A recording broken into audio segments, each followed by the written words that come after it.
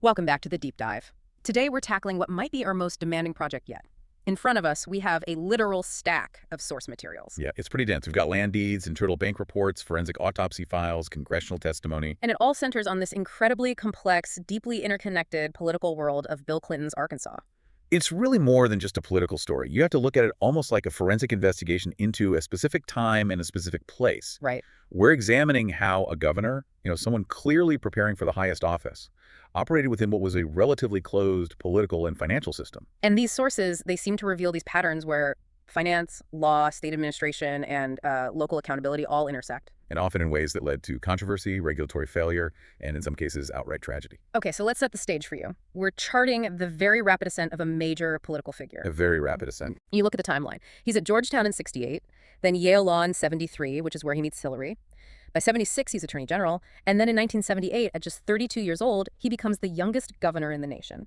And that kind of rise, that level of political ambition, it needs a stable financial base. Our sources suggest that base was, let's say, shaky from the very beginning. That's putting it mildly. To really understand the political power, you have to first look at the financial ground it was built on. Okay. So our review of all this material, it points to three critical and very much overlapping pillars that tell the story. And where do we start? We have to start with the money, the foundational financial story involving Whitewater development and the spectacular failure of Madison Guaranty Savings and Loan. Okay, the money first. Then what? Second, we pivot to this systemic pattern of, compromised accountability. And it all centers around the state medical examiner's office, specifically a man named Dr. Fahmy Malak. And the third pillar? The third pillar connects those first two. It's the chilling pattern of key associates, witnesses, people with information who died under very suspicious circumstances. And that all culminates in a crisis of accountability that follows them to Washington. So our focus for you today is strictly on the documented patterns. We're looking at the irregular financial findings, the specific forensic contradictions that you find in external reviews, the evidence of political proximity. And how all these threads just weave together. It's about charting the movement of money, of power, and the official narratives that were used to, enforce the stability of that power structure. All right, let's start at the very beginning then, 1978, the same year Bill Clinton becomes governor. The same year. And this is when the Whitewater Development Corporation is formed. A partnership that would become really the origin story for a financial controversy that would follow him for decades. It would. And what's really fascinating when you look at the sources is just how lopsided this initial partnership was. It was formed by the Clintons and their friends Jim and Susan McDougal. And the goal was pretty ambitious. Very. To develop 230 acres of land on the White River, a big real estate venture. But when you look at the raw financial paperwork, the actual land deeds, the partnership records, the risk for the Clintons seems incredibly small. It was tiny. The total purchase price for that land was $202,611. Okay. But the documentation, the internal records, they show the Clintons' initial investment was just $500. $500 for a $200,000 land deal. A minuscule entry point for a large, speculative real estate project. And, maybe predictably, the venture failed almost immediately. It just didn't work out. Not at all. The sources detail how few lots were ever sold.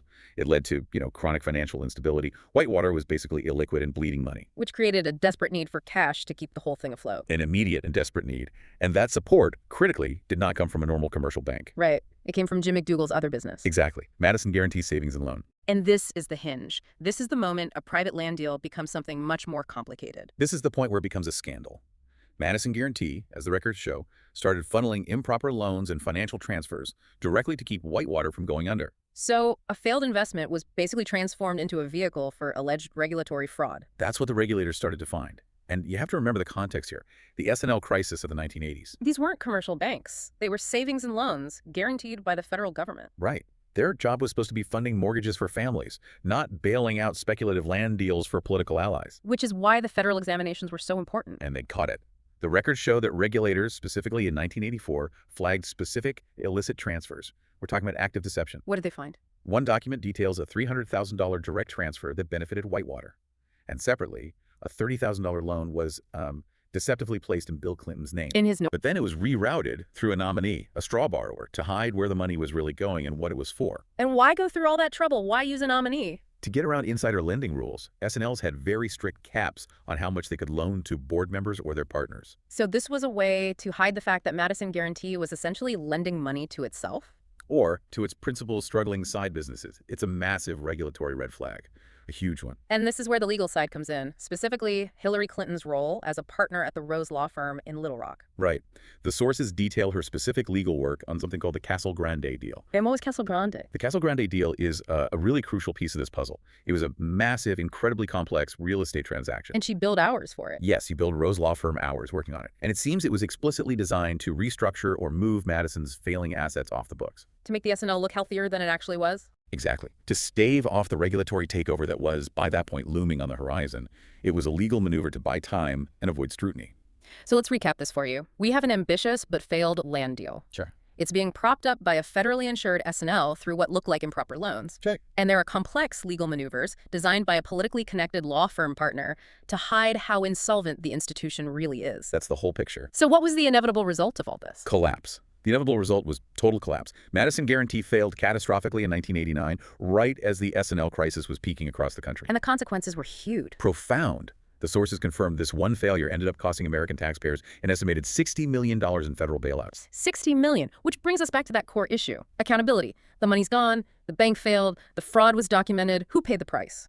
The disparity is what really defines this whole era. It's stark. Yeah. Well, you have Jim McDougal, the principal architect of the fraud, the partner in Whitewater. He was indicted. He was convicted on 18 felonies in 1996. And he died in prison. He died in federal prison in 1998.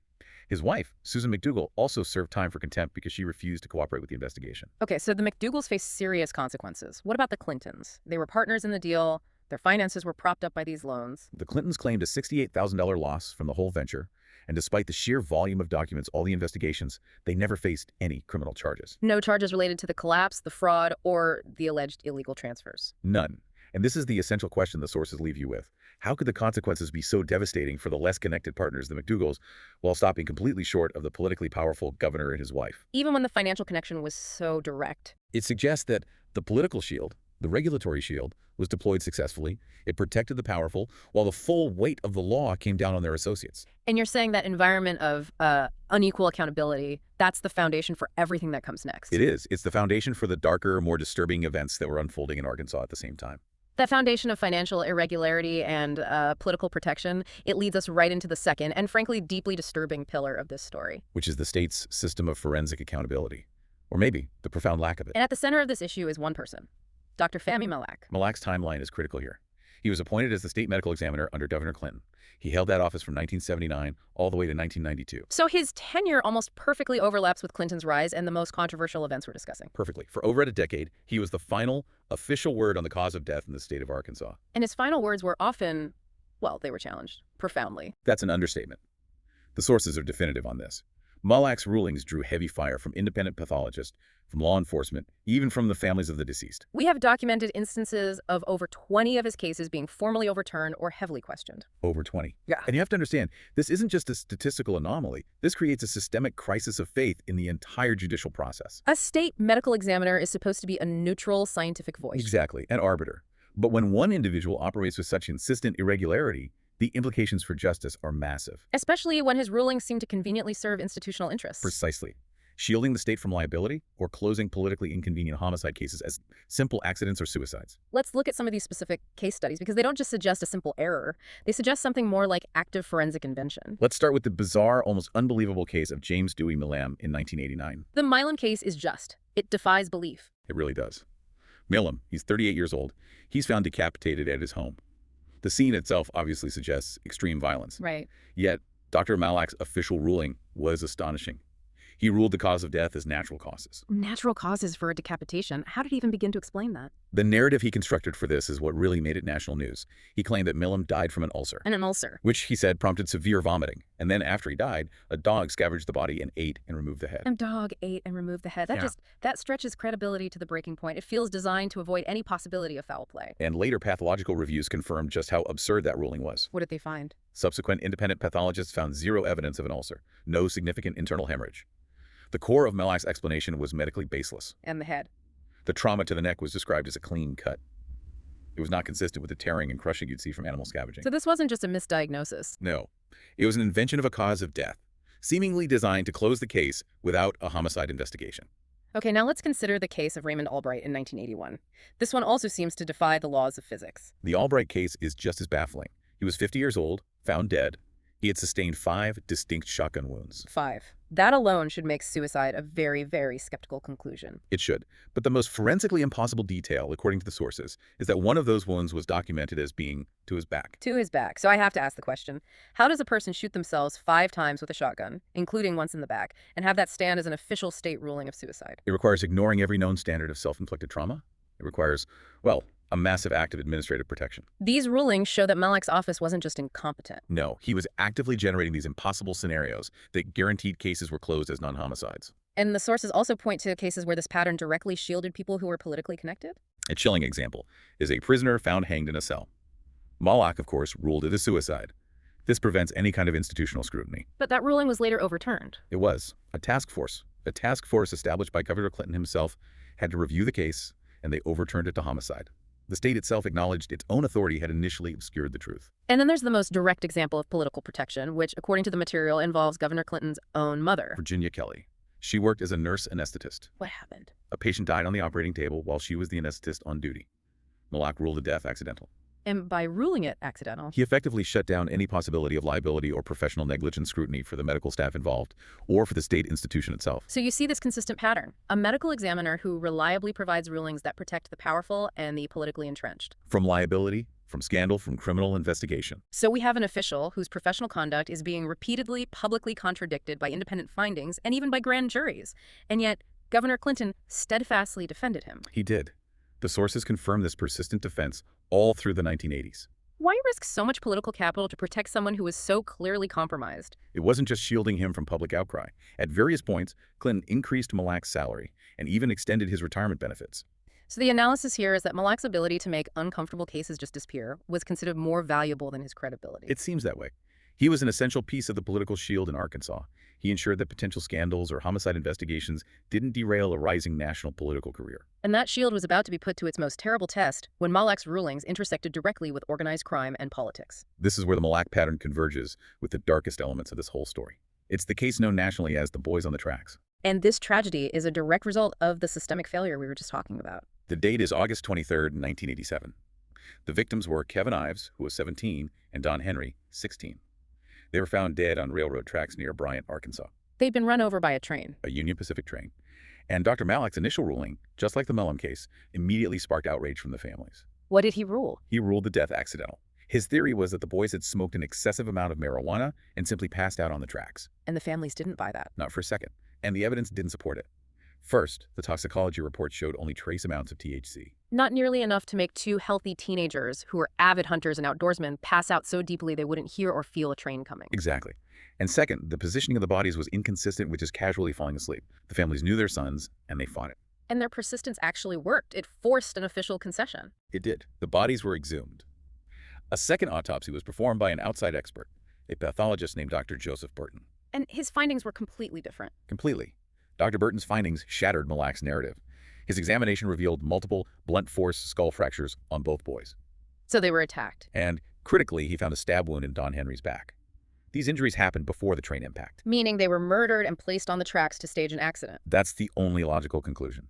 And based on that undeniable evidence, a grand jury in 1988 formally overturned Malak's ruling from accidental death to double homicide. So the stakes just skyrocketed. This isn't just a local tragedy anymore. It's a confirmed double murder that the state's top medical examiner actively tried to cover up. Right. And that confirmation opened the door to the real question. What were those boys doing out there? What was the suggested motive? Witnesses started coming forward talking to investigators.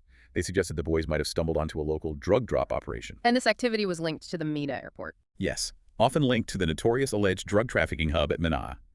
That operation was already part of the national conversation because of the DEA informant Barry Seal, who had been operating there before he was assassinated in 1986. So you have this clear intersection. A political structure that protects compromised forensics, like Malak's rulings. Which then facilitates the smooth operation of powerful, organized criminal activity, like the alleged Mela drug drops. And the consequences for anyone who knew anything about the system were swift, and they were chilling. The sources document this terrifying, rapid sequence of death that followed right after the grand jury ruled it a homicide in 1988. It looks like a systemic, ruthless effort to silence anyone with knowledge. It is the defining signature of this part of the story, a wave of silencing. Let's detail this pattern for you, because the timing and the violence of these deaths are deeply disturbing. Okay, we start in May 1988. This is just weeks after the ruling was changed to homicide. A man named Keith Coney dies in a motorcycle crash. And the reports suggest it wasn't just an accident. No, they suggest he was actively fleeing people who knew he had information about the boy's case. He was trying to escape. Then, just a few months later, November 1988, Keith McCaskill. McCaskill managed a club near the tracks. He was found stabbed 113 times inside his locked home. 113 times. He had told friends and family that he feared for his life because of what he knew about Eisenhenry. That level of violence is not random. It's a message. Within months, January 1989, Gregory Collins. Collins dies from a shotgun blast to the face. And who rules it a suicide? Dr. Fahmy Malak. Of course. Yeah. And witnesses confirmed that Collins had direct, verifiable knowledge of the Eisenhenry case, and he was talking about it. So you see Malak's protective pattern kicking in again to shut down another investigation. And it gets even more horrific. April 1989, Jeff Rhodes. Rhodes was shot in the head, his hands and feet were partially severed, and his body was burned in a dumpster. Unbelievable. He had also told his father he was in danger because of what he knew about the murders, and specifically about McCaskill's death just before. The level of violence, the dismemberment, the burning, it's about destroying evidence and terrorizing anyone else who might talk. And we should circle back to James Dewey Mullum from March of '89. Yes, the victim of the bizarre ulcer and dog decapitation ruling. He was later identified by investigators as a potential witness in this same wider network. Exactly, which puts him squarely in the danger zone. And his suspicious death was just swept away by Malak's absurd ruling, preventing any official link to the homicide probe. And finally, Richard Winters in July 1989. Winters was killed in what was officially called an armed robbery setup.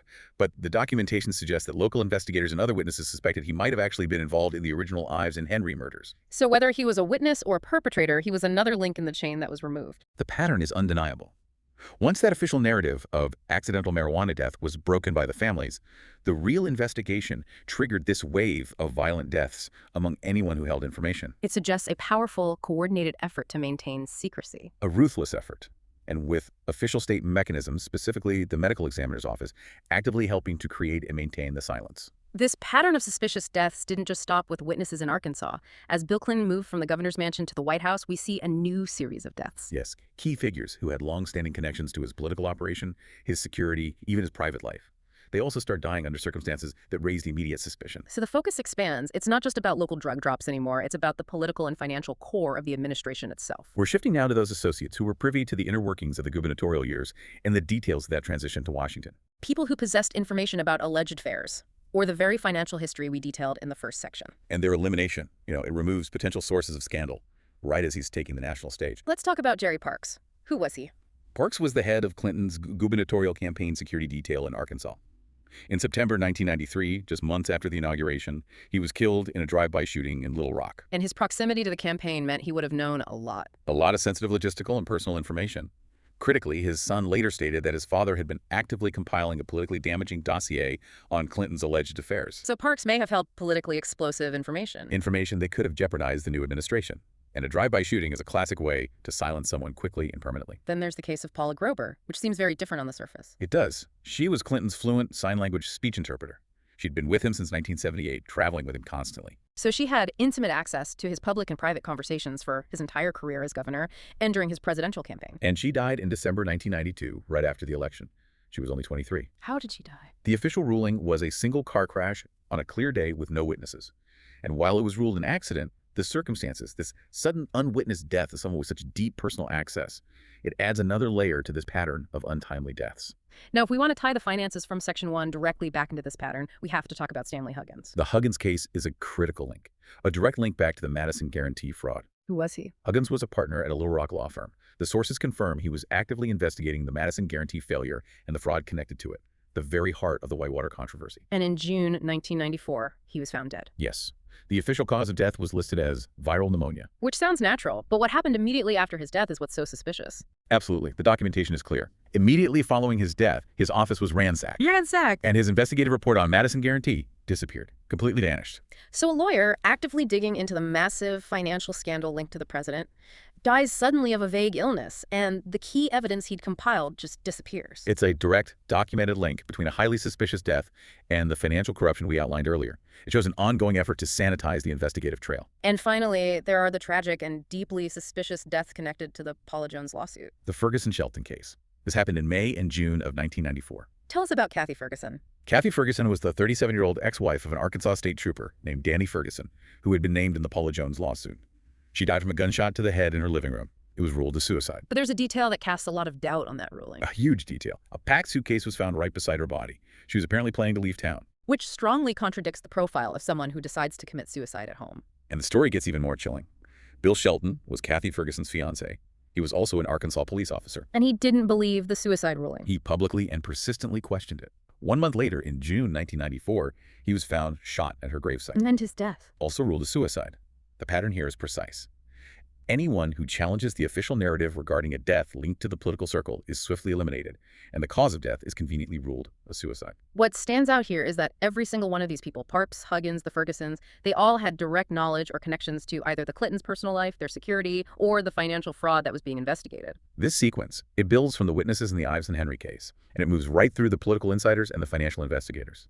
It creates a powerful cumulative argument about the atmosphere of intimidation and potential cover-up that defined that whole era. That pervasive atmosphere of intense political and financial pressure, it seems it inevitably followed the administration to Washington. It did, and the climax of this entire narrative, the event that ties together the financial complexity and this pattern of questionable accountability, is the death of Deputy White House counsel Vince Foster, Foster wasn't a minor player, he was a complete insider. an integral insider, a former partner at the Rose Law Firm in Little Rock, and most importantly, he was the specific White House counsel tasked with handling the Clintons' very sensitive Whitewater files. So his death goes right back to the original financial nucleus of this entire controversy. Directly back.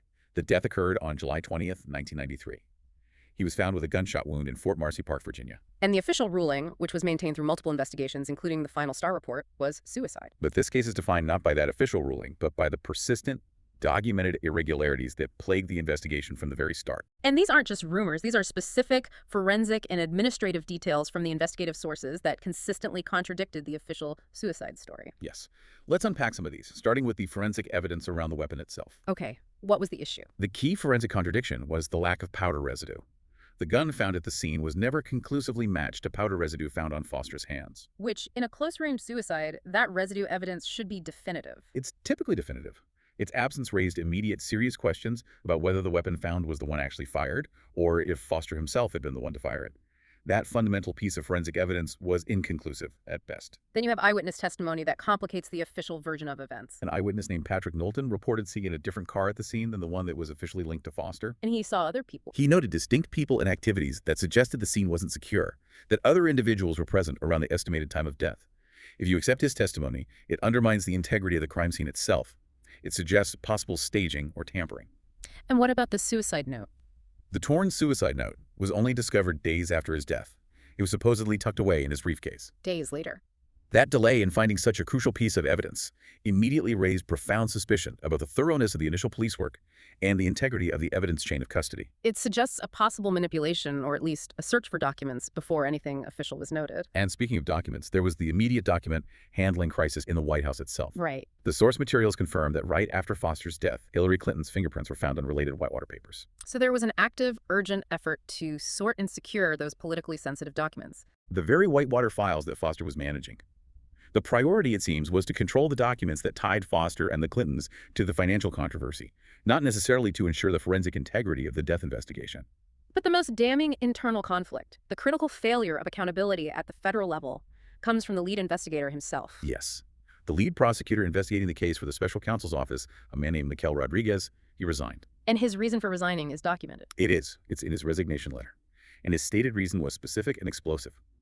He explicitly cited obstructions to a full homicide investigation. So this is the core fact that connects Foster's death back to that Mille Lacs pattern in Arkansas. It is. It's not just the contradictory evidence or the suspicious circumstances. It's the fact that the federal prosecutor tasked with investigating the death concluded that his investigation was being actively blocked from pursuing a full homicide probe. You see the same theme amplified on the national stage. A powerful political apparatus enforcing an official narrative suicide. Accident, while internal evidence suggests foul play. And any attempts to investigate are thwarted or silenced. The consequences for anyone who steps outside that official narrative, whether it's the family of a teenager in Arkansas or a federal prosecutor in Washington, they're severe. The message is clear. The narrative must be maintained. So we've gone through this massive stack of source material spanning 2 decades. What does it all tell us about the political foundation built during those Clinton years in Arkansas? The overarching narrative, when you connect all these disparate sources, the land deeds, the forensic files, the resignation letters, it's pretty clear. What's the through line? The initial financial ambition and the failure of Whitewater created this powerful motive for political protection. Okay. That political power was then used to shelter unquestionably compromised forensic rulings, epitomized by that decade-long defense of Dr. Mellock. And when those rulings failed, or when witnesses threatened the secrecy around the drug links or the financial scandals, A string of related, highly suspicious deaths followed, and that culminates in a constitutional crisis of accountability at the highest level, with the Vince Foster case and the documented obstruction cited by Prosecutor Rodriguez. and this whole story is told entirely through primary documentation. We're looking at bank examination reports detailing illicit transfers, autopsy files showing 5 shotgun wounds ruled as suicide. Grand jury records that were forced to overturn state rulings, sworn testimony about the deaths of investigators and security personnel. All of these sources exist, and they detail these specific, irregular patterns. So the pattern of irregular forensic rulings and political protection around the same financial and political figures, that's the core of this deep dive. We are looking at a system that seems designed to maintain power by enforcing convenient narratives. And the difference between what the documented sources say happened and what was allowed to be reported as official fact, that's the space where accountability just disappears. Which leads us to our final provocative thought for you, the listener, as you try to synthesize this deeply complex story. If the foundational records of the state and federal government document such a persistent pattern of irregular rulings, thwarted investigations, and untimely deaths, all orbiting the same central power structure, what does that tell us about the mechanisms used to enforce official narratives?